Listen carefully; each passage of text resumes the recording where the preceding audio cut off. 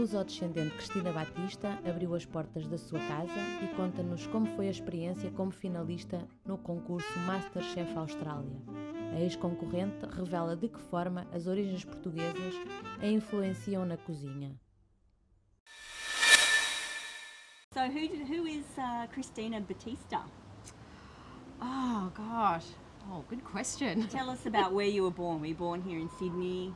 Yeah, I was born here in Sydney, born and bred in Australia, but grew up, within the Portuguese community, going to, the Madeira Club and Fraser Park on the weekends. And my dad was really heavily involved in the Portuguese soccer community, so we went to a lot of soccer games. And Mum made, uniforms for them and all that sort of stuff. So growing up, had my avó live with us, and so definitely had a very traditional Portuguese upbringing. Have you been to Portugal? Yes, I have. I was really lucky enough to go last year for the first time.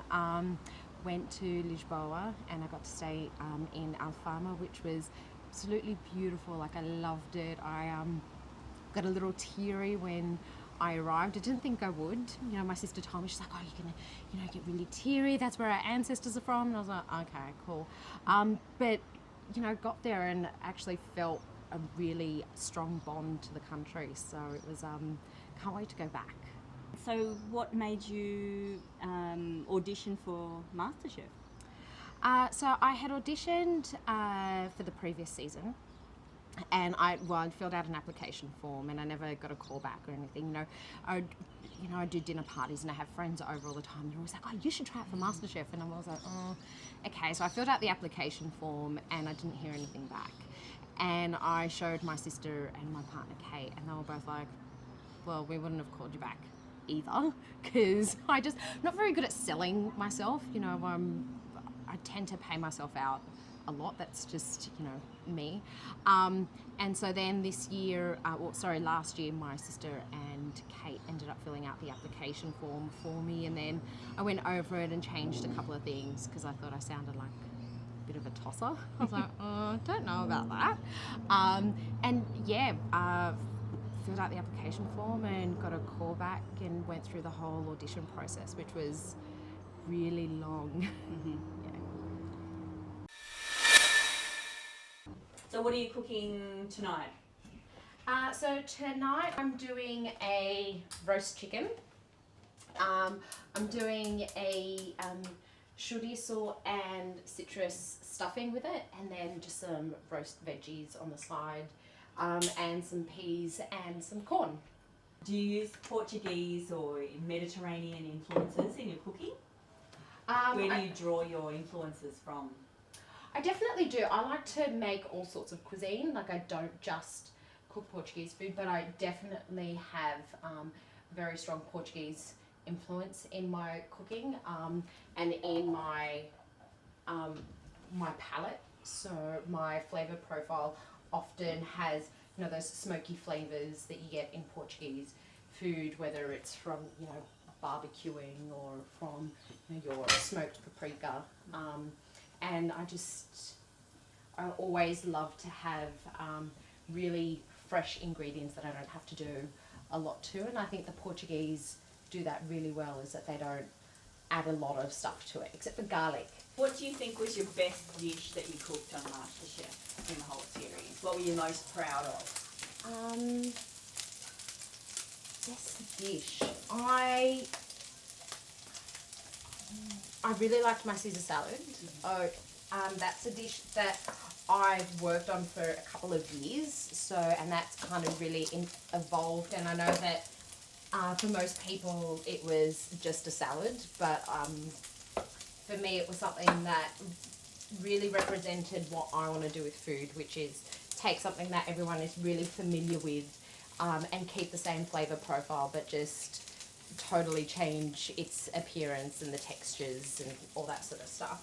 And I also really liked my my barramundi with the bacon dashi. I thought was really cool. And again, the dashi is normally done with bonito flakes, but I used bacon instead, and I thought that was a really kind of cool way to cook that. So I was really proud of that dish. And I even liked my salmon with the custard apple. And I hate custard apple, but I thought that was really cool, and the judges really liked that dish as well. What did you think of everyone's impression that the Portuguese can only cook chicken? So that, what happened was we had a fast food challenge, and the challenge was to cook souvlaki, deep fried chicken, and also a burger. And I was with Kelty and Vern, and Vern was like, you know what, I really want to do the burger, you know, I got a really great recipe for it. And Kelty said, oh, you know, I'll do the souvlaki because I'm really good at souvlaki. And he went, Christina, you're Portuguese, you can do the chicken. I just went, Portuguese people don't just cook chicken. we do other stuff. So that was... You did it really well. I did do it really well. And out of the three of you, you probably did the chicken the best. Yeah, so, and the judges loved the chicken, and, you know, I ended up doing a Portuguese-inspired chicken anyway. And reaffirming that Portuguese cook chicken very well. But, you know, I coated it in polenta instead, and so I used, you know, some paprika and some oregano in it and some lemon zest, and I kind of went, okay, you know what, I'm going to own this. Like, you want me to do some Portuguese chicken, then I'll do my version of it. It won't be, you know, what you get at your fast food, you know, during it will be my version of it. So, and the judges loved it, so that was great. So if you had bacalhau and Masterchef, what would you have cooked? What's your favourite bacalhau dish? I think I would have done like a bacalhau abrage. Just, you know, and I think it's one of those dishes that it's not too confronting. You know, bacalhau does have a strong flavour, and it's one of those proteins that you use that you either love or you hate. But when you cook it that way, because of the potatoes and the olives and those onions and all of that, it kind of mellows out the flavour a little bit. And so it's, I think, a nice way to introduce people to bacalhau. Like Kate loves eating that too. Was it as really as spontaneous as it makes out? Do you only have a few seconds to think about a recipe? Or you only have a few minutes. Once you're standing there and the judges say, this is your challenge, you'll have one false start, so you'll run off to the pantry, and then they stop you at the door, and then you go back, and then the second time you're starting for real. So that's you about have as much time. You've got 30 seconds to about a minute. So that's why when you run into that pantry, it's amazing because it's so huge and it has everything you want, but it's also really bad because it's amazing and it's huge and it has everything you want. So you almost become bombarded with like, oh my God, there's so much stuff. What am I going to make? And it can be quite confronting. I'm really lucky because I'm a mum and I'm used to thinking on my feet. You know, I get home and the kids are like, I'm hungry. So, you know, I open up my pantry and it's like, okay, what do I have? What can I make that's, you know, nutritious and that's going to fill them up and they're going to love it. So that's where I was lucky. What was the worst mystery box you had? So we didn't have a lot of mystery boxes, so that was tough because you didn't get a lot of practice at the mystery boxes. But the toughest one would have been the protein challenge, the one where we all had to run towards the table with the protein, and like I'm not a runner. Like, you know, you just look at me, I'm not a runner. And so everyone's like sprints and I'm like the last one at the table because like we had spent like 2 days running, so my legs were so sore. It's right at the beginning, haven't done any exercise in years, and I'm like, oh my God. And so they go, okay, and now you're gonna run down the studio. I was like, oh, okay. So, you know, we kind of, everyone's like, okay, we'll just jog in and it's girls versus boys. And then the second they got through those doors, they sprinted. And so I was the last one there. And then it was, you know, also that first time where you're cooking by yourself. And although it wasn't an actual mystery box, but that was probably one of the hardest. You still ended up with octopus, which was, it could have been worse. Yeah, it could have been worse. And, you know, a lot of people didn't want it because all they saw was they had like the really big octopus that you could have worn as a scarf. Yeah. Where if you actually looked closely, then they had like the little calamari. And so I just stuffed the calamari and, you know, the judges really liked that. Yeah. But yeah, a lot of people didn't touch that because all they saw was the massive octopus and was like, you need hours to cook that. So I was very lucky. And the judges, you said all the judges were really nice. Yeah. Do you have a favourite? My favourite was George. He is definitely one of my cooking idols regardless. I've always really looked up to him with the way that he cooks and the way that he, looks at food. And he definitely does a lot of what I want to do. So he's done to Greek food what I would love to do to Portuguese food, which is, take it and put it on its head and kind of mess with people a little bit. And, if you look at his latest take on a Greek salad, it looks nothing like a Greek salad. There's jellies and foams and, all that kind of crazy stuff. So he is definitely one of my inspirations when it comes to cooking. And then when I got to meet him and work with him and learn from him, he never disappointed. He had a lot of time, and if he thought that you were genuine about learning and about food, then he has all the time in the world for you. So yeah, George was definitely my favourite. Are you happy you did MasterChef? Yeah, no regrets? No regrets at all. I absolutely loved MasterChef, and it's being on the show has totally changed my life. Overall, it was hands down the best experience of my life. And the stuff that I did on there, I would never have done. Like, I could live 3 lives and, I wouldn't have done those things. Like, cooking in the middle of the desert in Dubai. Like, it's unheard of. And, getting to fly to WA business class and then, fly to Dubai business class and, cooking in the middle of the outback and cooking with all these great chefs. And your own family? You have your own family here in Sydney? Yeah, I've got my loving partner Kate, and I have 2 beautiful children, Damien and Annabelle, and then have all the extended family of, the dozens of cousins and the aunties and the uncles. So I'm really lucky that I've got a lot of family that I can lean on and, get inspiration from with cooking and all that sort of stuff. So who was your primary inspiration growing up in regards to food? It was definitely both my mum and my ava from my dad's side. She actually lived with us as I was growing up, so she did a lot of the cooking, and it was a lot of traditional Portuguese dishes. So a lot of, bacalhau, a lot of milho, a lot of like carne lanchana, all those sorts of like really delicious dishes that I didn't realise how good I had it until I became an adult or until I went to friends' houses and I was like, that's what you eat? Like, oh my gosh. So she always made really beautiful but simple food. There wasn't a lot of ingredients, but it was all good quality ingredients. And managed to do it all on a really tight budget as well. I'm not quite sure how she managed to do that, but yeah, so she was pretty amazing.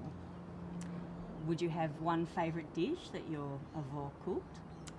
It would have to be her milho, because she would cook that for hours. Like, I remember I would go to school and she'd be over the stove like stirring it, and I'd come back and she'd still be stirring the same pot, and it was always really creamy, and it was one of the first foods I actually ate. Like, as a baby, my mum would mix that with some cold milk, and that's what we would eat for breakfast and that sort of thing. So she would make that, and she would fill like an entire table with just bowls of different sizes, and so you would eat it for like weeks and weeks on end. And there was always, you'd deep fry it for breakfast, and you'd have it with your eggs, and you'd dip it into the yolk, or you would have it with like almost like a ragu types, beef with like a tomato sauce. And so it was definitely that. Yeah. So your parents speak Portuguese. Did you grow up speaking yourself? I did, and I did learn how to speak Portuguese, and I still do speak Portuguese, but it's not very fluent. And quite often when I'm speaking to someone who speaks fluent Portuguese, I always feel really uncomfortable and embarrassed. But yeah, we speak Madeirense, so which is from Madeira, obviously. And I learnt, just at home with mum and dad and my avó, and so Portuguese I speak probably is not correct, but it is. I still managed to get by, and when I went to Portugal last year, I was able to, talk to everyone, and they didn't have any issues with it. But nonetheless, I still get a little embarrassed. So what do you like to do in your spare time, Christina? In my spare time, I'm usually cooking. It's really lame. I don't have a lot of interests outside of cooking and fashion.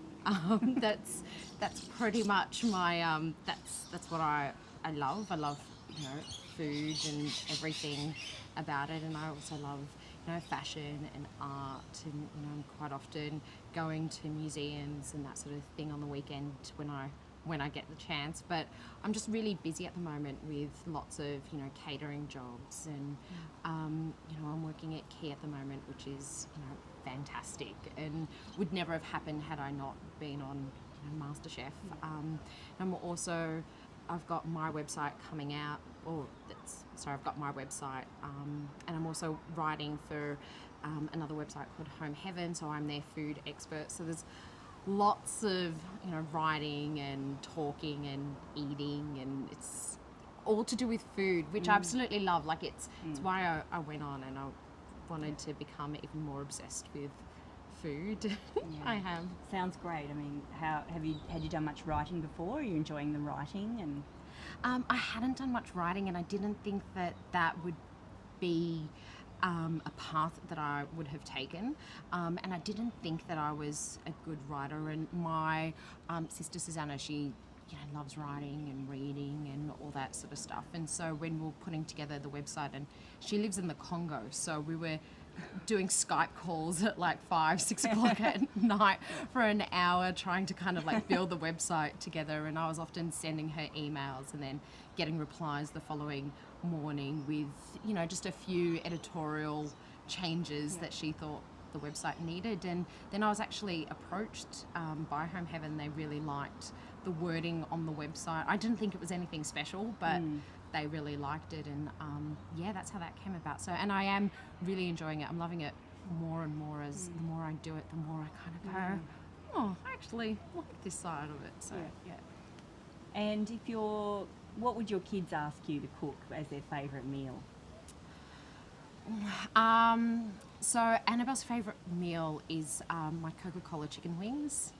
Sounds a little gross, I understand, but they're basically chicken wings that are then cooked in Coke, and the Coke then reduces and it becomes like really sweet and sticky, and it's almost like honey soy chicken wings, but like 100 times better. So she could eat kilos and kilos of that. So whenever it's her birthday or she's done really well at school, it's like, what do you want? Chicken wings. Yeah. Yeah, okay.